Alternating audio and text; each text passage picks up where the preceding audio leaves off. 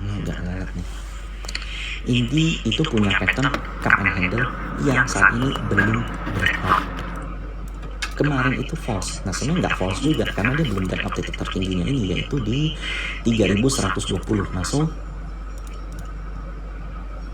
kalian perhatiin yang hijau di bawah ini foreign, dan setiap foreign entry kalian lihat volumenya. Oke, ini foreign entry, ini volumenya. Ini foreign entry, ini volumenya. Ini foreign entry gede, ini volumenya. Ini foreign entry gede, ini volumenya. Dan sellernya biasanya lokal. Jadi memang musuh dari lokal itu sebenarnya foreign. Jadi kalau foreignnya lagi kenceng, biasanya reksadana ini itu taking profit.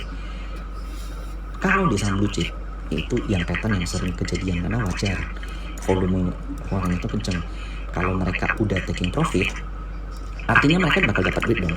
Mereka taking profit itu bukan artinya mereka cerai sama sahamnya, tapi karena memang ada SOP aja. Contohnya kalau mereka udah porsi di atas 10% udah wajib keluar.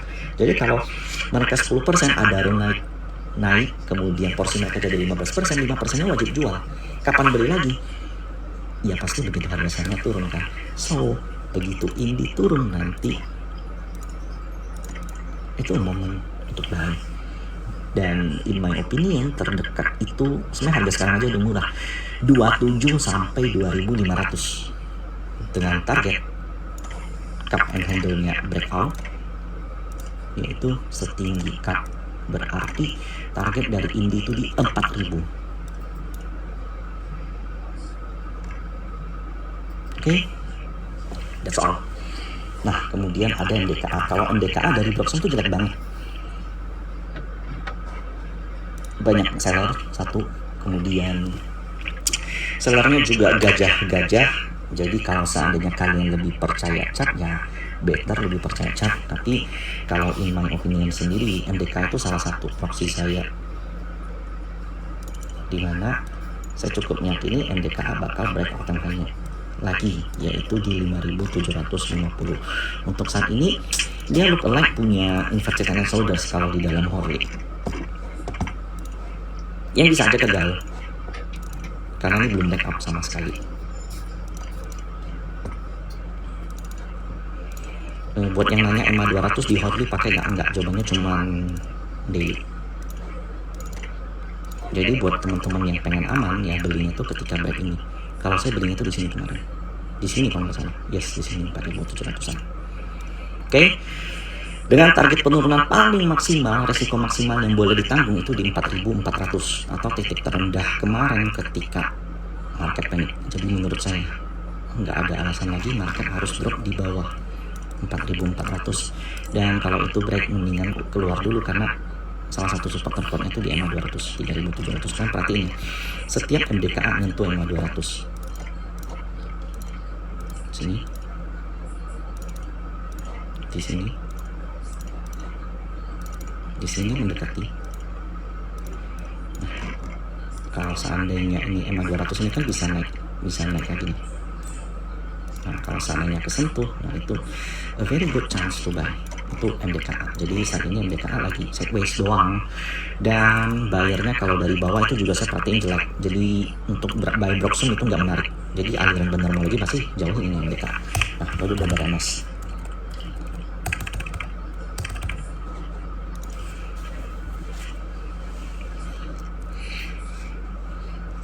Ini kenapa saya bahas yang aman-aman dulu, karena ya ini my responsibility. Kalau seandainya saya bahasnya saham-saham yang terlalu volatil, jadi kalau kayak begini event nyangkut pun kalian nyantai aja, it's matter of time aja untuk sampai naik lagi. Agak lama ya. Nah BRMS sendiri saat ini sideways, dimana udah banyak ini lagi akumulasi lah. Intinya area beli itu 220 atau 210 sampai 200. Kalau batas maksimal saya itu 200. Jadi kalau dari sekarang ya kurang lebih 10%. Sederhana. Jadi makin rendah beli makin oke gitu ya. Dan di opini saya ini 230 bakal breakout dan menuju rasa yang kemarin yaitu 280.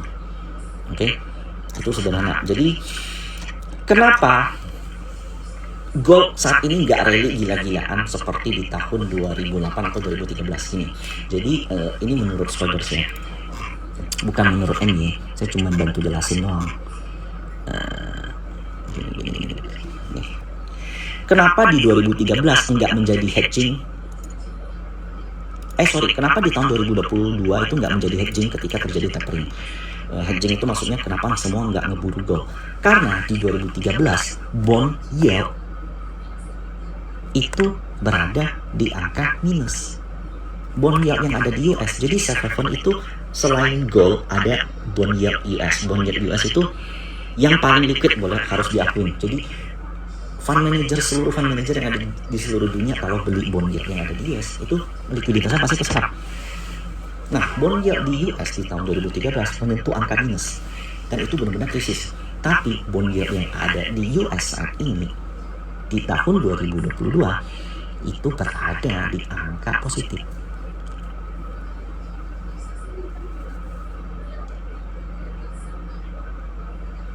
Bahkan saat ini mendekati angka plus 3%. Jadi ngapain aku beli gold? Mending aku beli bond yield aja yang di US. Yieldnya menarik, harganya murah. That's why gold itu nggak terlalu rally. Tapi 3% itu udah diyakini merupakan angka peak, sehingga nanti akan diburu lagi dan itu bisa gold itu bisa rally lagi, cuman nggak sekencang di tahun 2013. Nah itu bedanya. Nah kemudian kalau kalian ingat juga di sekitar 2-3 minggu lalu live saya bilang saya lagi melihat saham perkapalan. Saham perkapalan itu salah satu my biggest regret. Kenapa? Saya punya Temas dan SMDR. Kemudian ketika Temas dan SMDR naik terus, saya mulai taking profit sampai sisa sedikit. Lalu saya pindahin ke saham pelayaran yang lain. Ketika market krisis kemarin dilepas Idul Fitri, saya punya strategi begini. Saya ngeliat saham teknologi rebound, Gotoh rebound, Harto rebound, BBJD rebound.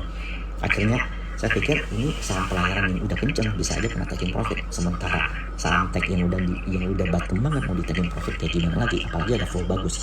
Saya jual semua saham pelayaran, saya pindah ke saham Harto.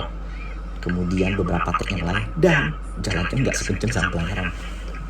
Itu my biggest regret di era tapering ini. Dan saham pelayaran yang kalian tahu apa? Kalau yang saya tahu sih mungkin yang aneh-aneh dulu ada contohnya kayak ada Bull, ada Soci, Temas, SMDR, Hais, Wins, TPMA, apalagi ya? Soci, Temas, Hais, Wins, TPMA.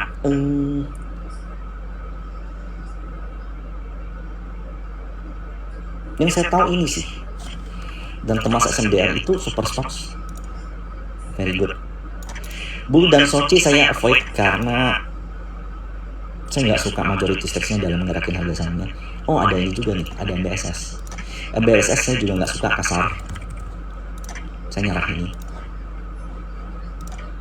Nah, sisa 3 ini nih yang saya lihat nih. Oh ada satu lagi. Indeks. Nah so dari semua ini yang saya lihat saat ini adalah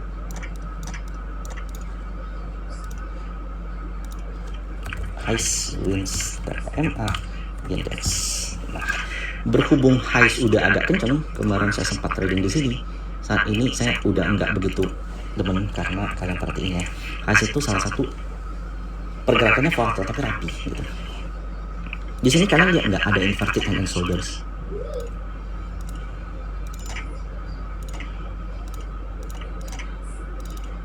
Di Hais yang Oke. Lalu nggak cuma inverted hand and shoulders.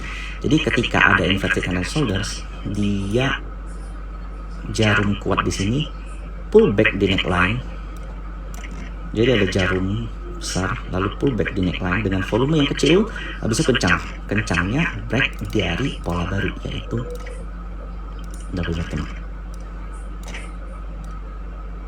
Nah, ketika break double bottom ini, apakah ini menjadi momentum pullback lagi seperti sebelumnya dan melanjutkan target kenaikannya? I don't know, tapi batas amannya sampai target 400 dan batas aman dari pullback ini ada di angka 280. Jadi under 20 yaitu artinya udah mematahkan trennya. Itu Hais. Next ada TPMA. Nah, TPMA sendiri dia break MA 200 dan kalau kita melihat pergerakan ini target kenaikan dari TPMA terdekat itu ada di angka yang mendekati 550, supportnya di 450. Dan jadi kalian perhatiin volume yang ada di sini. Terakhir kali yang akumulasi adalah nggak ada sih. Jadi kalau saham-saham pelayaran memang dari Broxton itu susah melihat akumulasinya dan rata-rata jelek, dan memang nggak ada broker-broker yang terlalu dominan di saham pelayaran. So ini salah satu yang menarik karena emang 200-nya baru break, pertanda dia bakal menjadi strong uptrend.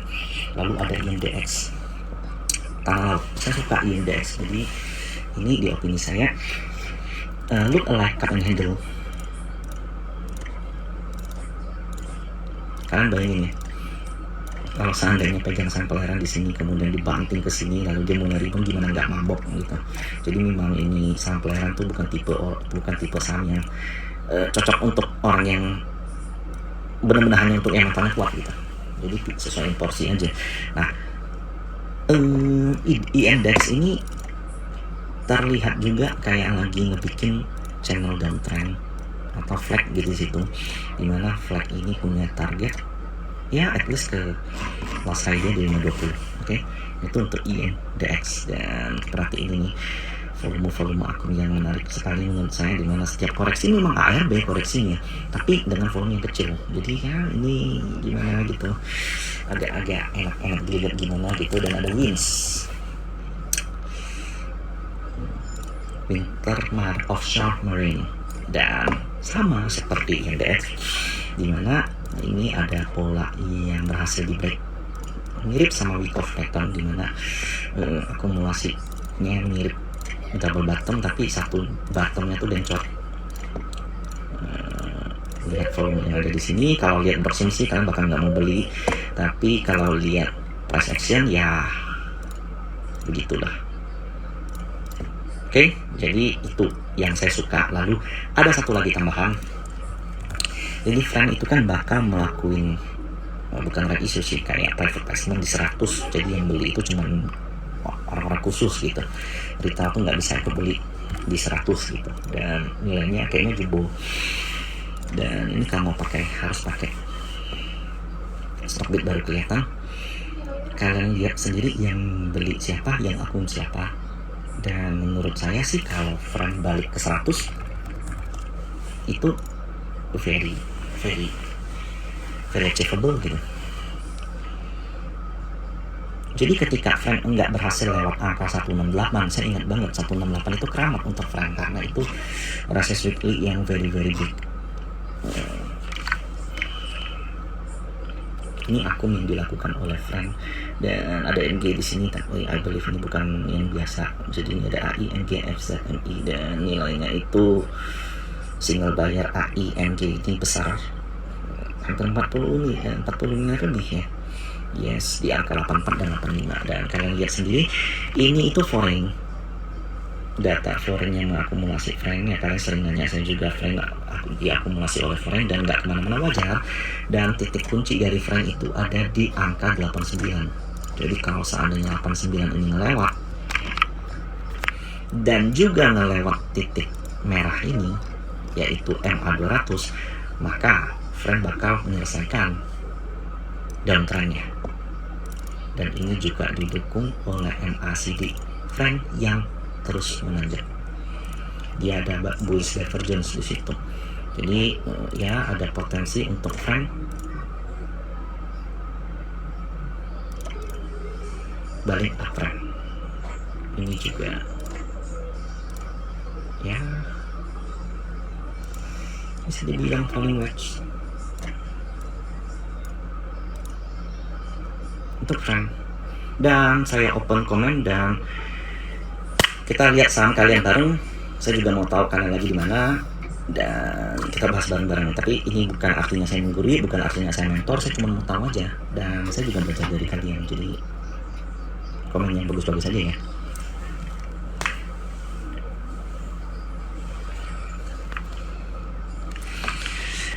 Kalau total foreign kita lihat dari 28 Maret itu akunnya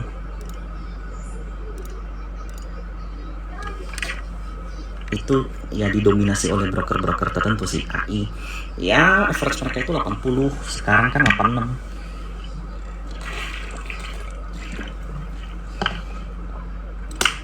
lihat sendiri AI RFSQ itu punya 395 miliar. AI itu yang agak dominan di angka 879. Jadi kalau kita bicara buy Broxum 79 itu support, kalau kita bicara buy chart itu 82 sampai 79 itu good to buy untuk frame dengan resist di 90 dan target terdekat di 120.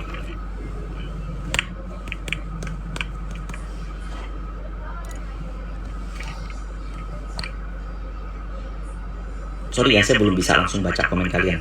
Oke. Aduh, ada yang bahas PSSI. Oke, good. PSSI juga salah satu yang saya suka di mana ini pelayaran. Tapi ingat, ini kasar banget gerakannya. Dengan pergerakan seperti ini, Broxumnya aja jelek banget, yaitu distribusi. Kalian bisa cek sendiri lah, saya nggak mau buka. Tapi makanya itu saya nggak begitu lagi karena nah jadi di titik seperti ini volume meningkat itu artinya justru perdagangan masih menarik ya, dan berhasil close di atas artinya ini bukan distribusi. Dimana kalau PSSI terkoreksi dari 720 sampai 700 itu good moment untuk beli. Ingat ya, saham pelayaran bagaimanapun agak kasar. Dan menurut pandangan saya ini bisa aja tuh jadi common handle, dan potensinya untuk break atas lagi ada banget, masih ada banget untuk PSSI. Jadi 720 sampai 700. Doit udah mulai, sellernya udah mulai berkurang, dan kalau seandainya ini masih drop lagi kalian mesti cabut in my opinion. Jadi untuk saat ini gap yang ada most likely bakal ketutup kalau nanti call-nya udah beres lagi, dan MA200 itu udah paling maksimal. Kalian boleh nahan kalau dia masih drop di bawah itu selesai ini Doit. Untuk saat ini dibilang bearish enggak. Untuk saat ini dibilang bearish enggak. Tapi kalau seandainya mau kurangi porsi ya itu juga wise menurutku. Ini bagus, kebiasaan dia nih, naik kencang, ada yang taking profitnya juga nggak terlalu gimana, dan mesti pakai weekly. Nah, weekly-nya itu ada double bottom yang belum breakout, dan MA200 weekly itu ketahan di MA200 weekly, dan ini double bottom. Target bird itu kurang lebih kalau dia berhasil lewat di atas 1780 lah, targetnya itu ke 2400. Kita tahu PPKM udah nggak ada, lalu orang udah boleh pergi nggak pakai masker, udah banyak, pasti bakal banyak ada revenue yang lebih yang akan didapatkan Bird dengan government policy tahun ini dibanding dengan tahun lalu. So ya beginilah Bird. Harum. Jadi setelah stock split, in my opinion juga pergerakannya bagus. Ini udah kelihatan kalau by chart, perhatiin volume kencang yang ada di bawah ini, dia juga ada pattern ascending triangle. Jadi setelah stock split, Harum itu menarik. Ini ada rejection terakhir di Jumat. Dan untuk sementara target terdekat dari Harum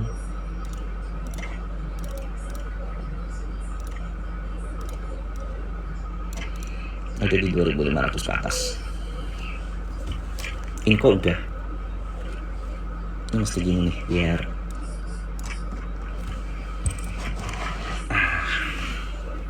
oke. Aduh, kalau saham PNF dan PNBN ampun deh. Ini benar-benar ampun.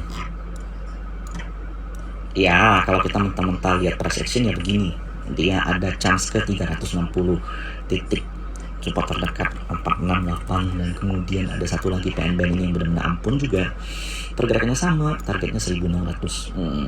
Clue mengenai saham pengen aku angkat tangan. Dari dulu memang tuh classified gitu, jadi selalu agak sensitif gitu. Dan tapi kalau price by price action kita bicara ini pasti ada something yang gede yang lagi disiapin di corporate actionnya lagi. Nah, Wah, ini udah very good nih. Ya, ini bakal lanjut lah. Jadi dia pullback ke titik symmetric triangle dengan target AG itu sebenarnya masih di ya mendekati 3000. Ini masih dapat. Coba lihat ini reboundnya itu gila banget. Ini sih masih ada mood nih. Trin RI di 900. Trin itu salah satu saham yang menurutku, bukan ini Nasdaq, menurutku saham yang bagus, pergerakannya oke, dan ini tuh lupa lagi double bottom lah. Kalau seandainya masih drop maksimal tuh di 440. Terus kita nggak ngeliat ngapain, bumi kenapa nggak peduli. Terus kita nggak peduli ini kalau ya ada potensi mau rebound tapi kecil. IMJS tuh bagus. IMJS atau IMAS yang bagus ya?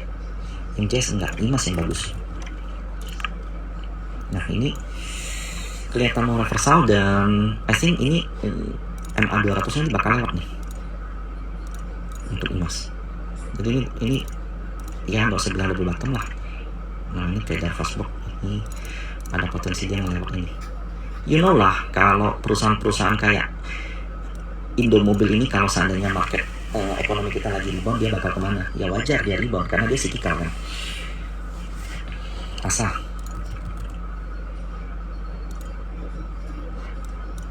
ya dia lagi berusaha rebound. Asa dengan volume oke, dan ya ini masih bagus, cuman nggak terlalu gimana gitu. Pegas oke. Konsolnya lagi cakep di sini.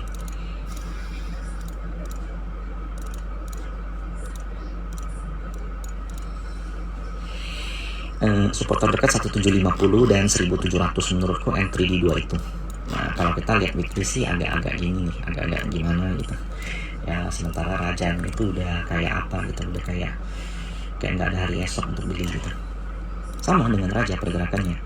Jadi nggak tahu kenapa dari dulu tuh pokoknya kalau seandainya Pegasnya jalan, ya Rajanya juga jalan. Jadi kayak betanya dari Pegas. Ya, ini sebenarnya kalau kita tarik mentah-mentah price action, ya mentah-mentah sih 550 untuk Raja. Kalau Pegas dari dulu tuh agak gimana gitu. Janganlah, saya sendiri nggak yakin bisa ke situ. Tapi kalau seandainya ini breakout, ya 3000-an. MODC saya masih punya, masih nunggu falling wedge, dan ini ada potensi lah untuk ke 640, ke titik ke 720 tuh ada potensi lah MODC. Jadi base ini tuh udah bagus. Nah, base yang di bawahnya itu udah bagus.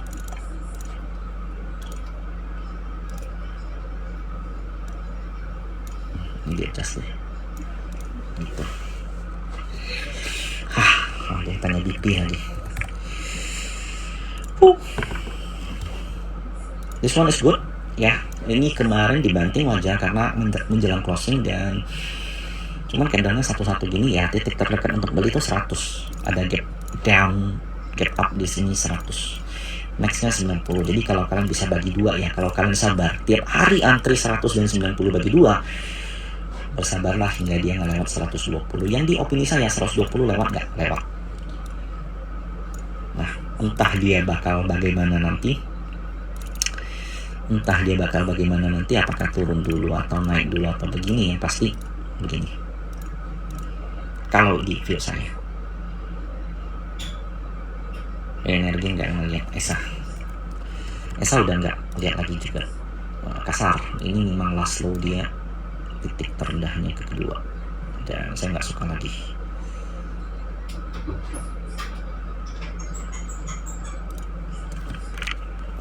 Ini udah dibahas. Yang udah di sini nggak boleh ditanya lagi. Go to hold aja. Kalau in my opinion ya still good. Banyak yang nanya mayor ya. Enggak lah, nggak ada apa-apa nih. Nggak demen mayor. Kemudian kayak Ramayana, aduh, masih mending mati. Nah, ini jelas uptrendnya.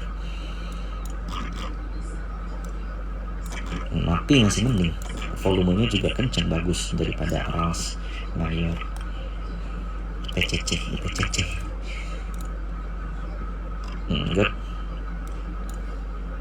good 680 kalau ngelewat ya dia bakal ke 880 lagi. Potensinya ada nggak? Ada, jelas ini. HMSP Bali Tower HMSP kalau in my opinion 1150. Yes, 1150 kena kalau in my opinion. Dan UNVR sama sih nyangkut. Pasti tahu dong. Target keluar saya itu sebenarnya tuh di 5.000-an, 5.000 ya, at least 5.400 lah titik tertinggi sebelumnya yang di sini. Dan dia tuh kayak ya kita masuk ke Horli ya. Dia tuh kayak ada falling wedge gitu.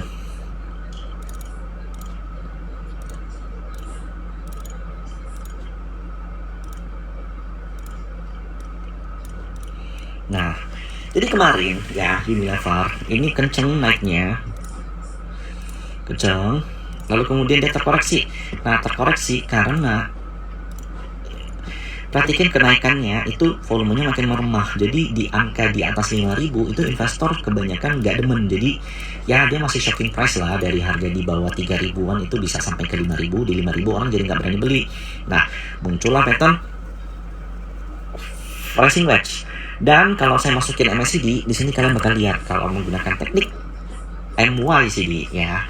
Ya, ini kan ada kenaikan, di sini ada penurunan. Jadi muncullah yang namanya bearish divergence.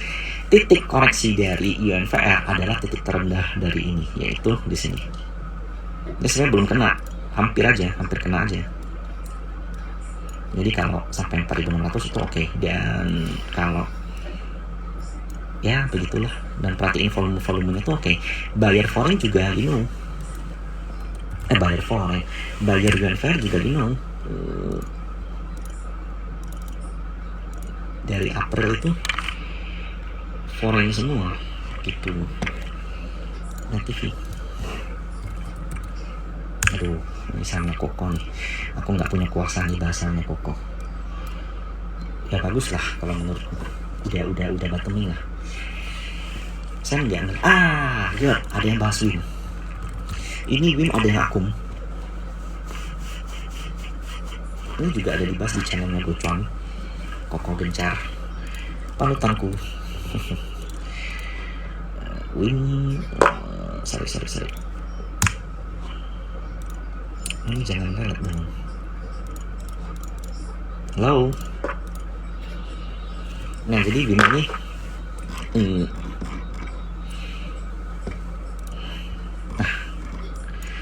ada yang akum. Kalau kita lihat dari 13 nih,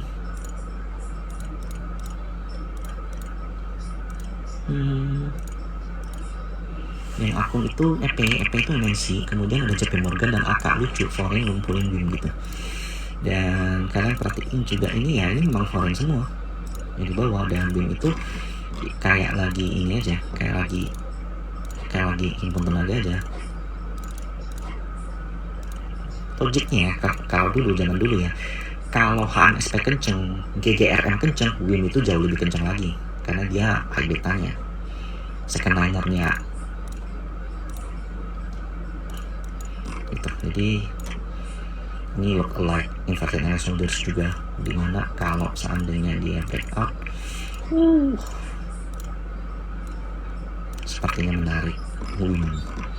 Ya batasi resiko kalau seandainya drop di under yang paling bawahnya nih 480. Oke, itu untuk WIM. Lumayan lah kan, dapat short tip gratis, ada penjelasannya lagi. SCMA nggak ngelihat bye-bye. MPMX saya masih punya conviction dia bakal ke 1.500. Bayangkan setelah dividen jumbo yang nilainya berapa itu, belasan persen nih, saya nggak cek, ada di email saya tapi saya nggak cek. Nah, jadi setelah dapat ini 2 kali dan dia udah mulai begini nih, ini bakal ketutup nih. Cuman ya belum lah, bakal ngebosonin dulu di bawah. Apalagi yang ngebanting setelah dividen juga nggak gede-gede amat. Secara tugas saya nggak lihat, Excel saya nggak ngeliat, WRG juga nggak. Kalau WRG coba ya, in my view dia bakal jadi cut and handle. membiarkan sang bandar bekerja. Saya juga nggak berani berandai-andai, tapi untuk saat ini ya low dari WRG batasnya adalah di 800, dan kita nggak bisa ngomong WRG tanpa KI. Jadi kalau seandainya KI nya ngumpulin, dan itu ya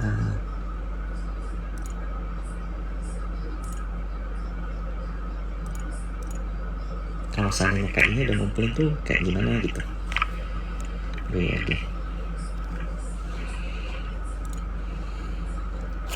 Teens a very good dari semua saham pernikahan trio metal itu Teens yang paling oke saat ini. Kalian perhatiin foreign-nya di Teens itu yang paling absurd, dia di Teens, bukan di Inco, bukan di Antam. Terakhir kali juga ya itu BK ngumpulin JP Morgan, ada NI dan ada AK. Ini nilainya aja itu udah 45 miliar. Dibanding dengan seller tuh nggak ada apa-apanya, makanya ini strong akumulasi kalau di stock bilang. Dan Teens itu sendiri kalau kalian perhatiin dari semenjak zaman dia terkoreksi setelah lepas lebaran, dia udah balik harganya. Dan mestinya Teens menurut di view saya itu dia udah nge-break ini kotak ini, dan targetnya adalah ke last high tertingginya yaitu di 2600, itu di sini. Nah, so target Teens itu ke situ. Dan sayangnya karena market kemarin lagi shock, dia terkoreksi, tapi habis itu rebound lagi, dan ini udah mendekati titik resist, titik tertinggi. Jadi kalau mau beli di mana? Nah, kalian perhatiin foreign di Teens kayak begini nih, yang di bawah. Jadi sama seperti view saya yang kemarin. Jadi kemarin ketika market lagi jelek, foreignnya itu panik di semua saham. Even yang dia tengah enak-enak ngumpulin aja dia exit. Jadi bukan cuma kita yang panik sebenarnya, foreign yang panik sebenarnya. Dan untuk saat ini kalau beli Teens di mana, in my view adalah kita ngikutin foreign aja. Average mereka terdekat itu 1993 2000, tapi ya kita cari diskon aja, yaitu di ini.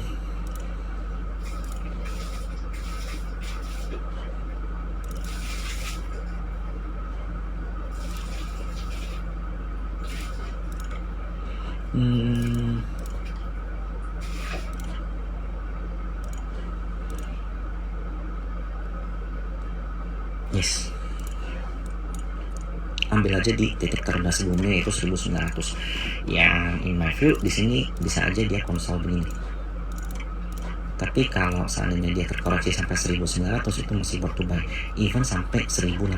Jadi ya diskon aja 1900 sampai 1800 untuk beli. Kalau seandainya nggak kena gimana, ya udah nasib. Makanya ya gunakan akun saja. Ini area oke untuk Teens. Dan lihat sendiri bayarnya siapa, ini foreign semua. Nah kemarin itu hari Kamis itu foreignnya gila. Tapi nggak bahas BBHI, males. Indo males. Indo mungkin masih lama lah.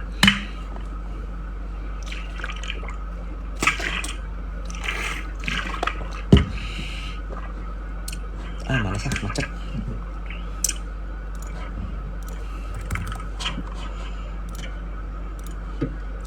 Belum lah Indo, nggak kemana-mana. Sama coba buka, kayaknya udah gak ada menarik sih yang kalian tanyain. Jadi sekian my stock yang saya pantau. Dan kalau untuk harian kayak RTDU itu masih oke, kalau Asia itu juga masih oke. Dan itu untuk trading harian ngejar return. Sisanya udah gak ada menarik yang kalian bahas. Jadi thank you, dan saya minta ini gak usah di save lah. Jadi buat yang telat join, awalnya saya ngebahas komoditi yang diulas oleh Spoders, di mana di view mereka ini just early start dari komoditi, di mana ada view yang cukup bullish, oil akan menuju titik tertinggi melewati dari sejak era COVID 2020. Nah penjelasannya ada di bawah, cuman ya begitulah. Dan ini salah satu bentuk hedge against inflation, di mana US equity terkoreksi ketika inflasi kencang. Itu udah terbukti jelas. US Treasury juga terkoreksi ketika inflasi kencang. Itu udah jelas. US Treasury saat ini di angka 3%. Gold itu naik ketika inflasi, itu juga jelas karena jadi sasaran untuk melawan inflasi. Dan ketika inflasi kencang, salah satunya adalah komoditi, dan kita adalah negara yang berbasis komoditi. That's why kita bisa lihat trade balance kita bagus, neraca dagang kita oke, dan rupiah kita bagus. Dan market panic kemarin, in my opinion, itu karena shock terhadap kenaikan suku bunga 0,5% kali 3. That's why saat ini merupakan momen-momen price in yang perlu digarisbawahi, bahwa dalam 2 bulan ke depan data-data US itu nggak bisa diabaikan. Contohnya data PMI, data GDP, data Consumer Price Index, data confidence, spending consumer behavior, dan data-data penting di US itu nggak bisa diabaikan, karena itu akan menjadi acuan dari The Fed untuk memutuskan menaikkan suku bunga sebesar berapa kali. Tapi kalau hanya sekedar 0,5 kali 3, itu udah price in. Sekian dan thank you.